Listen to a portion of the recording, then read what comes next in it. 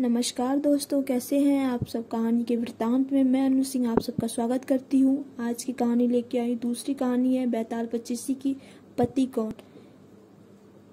तो आइए कहानी पर। यमुना के किनारे धर्मस्थान नामक एक नगर था। उस नगर में गणाधिप नाम का राजा राज करता था।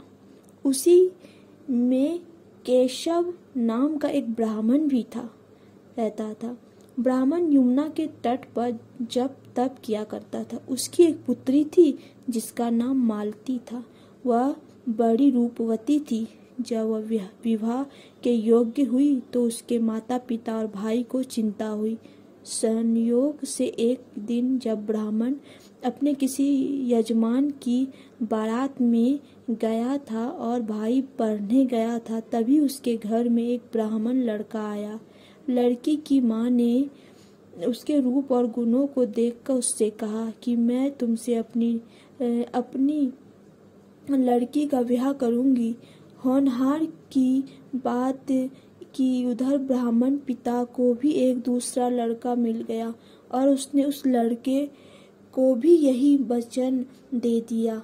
उधर ब्राह्मण का लड़का जहाँ पढ़ने गया था वहाँ एक लड़के से यही वादा कराया। कुछ समय बाद बाप बेटे घर में इकट्ठे हुए तो देखते क्या है कि वहाँ एक तीसरा लड़का और मौजूद है। दो उनके साथ आए थे। अब क्या हो। ब्राह्मण, उसका लड़का और ब्राह्मणी बड़े सोच में पड़े। देव योग से हुआ क्या कि लड़की को सांप ने काट लिया और वह मर गई। उसके माँ, उसके बाप, भाई और तीनों लड़कों ने बड़ी भाग दौड़ की।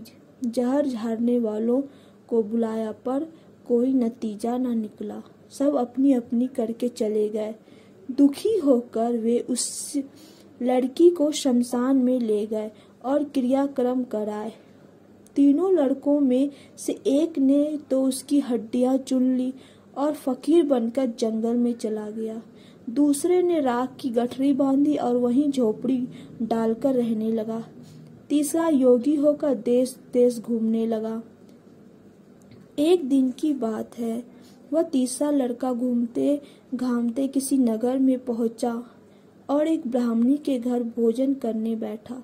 जैसे ही उस घर की ब्राह्मणी भोजन परोसने आई कि उसके छोटे लड़के ने उसका आंचल पकड़ लिया।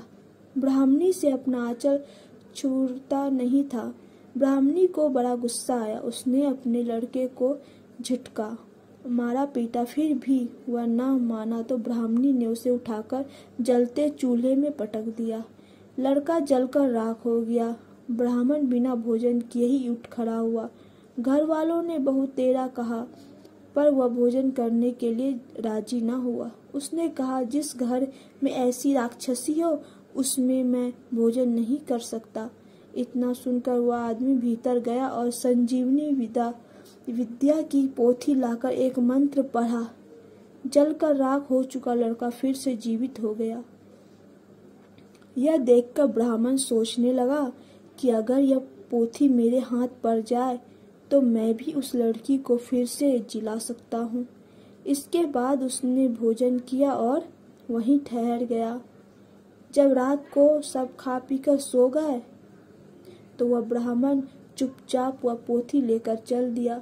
जिस स्थान पर उस लड़की को जलाया गया था वहां जाकर उसने देखा कि दूसरे लड़के वहां बैठे बातें कर रहे हैं।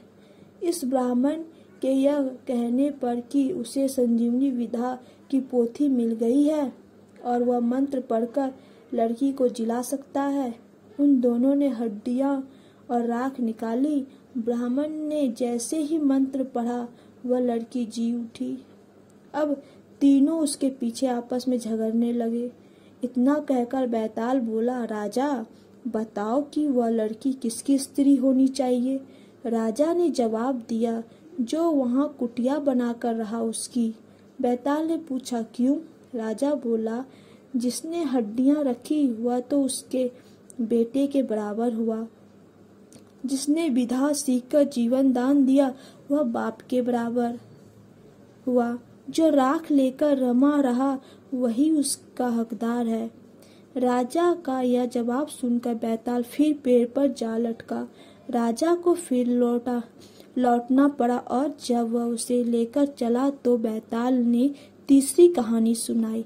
तो आप लोगों को कैसी कहानी लगी? चैनल को लाइक, सब्सक्राइब, शेयर कीजिए।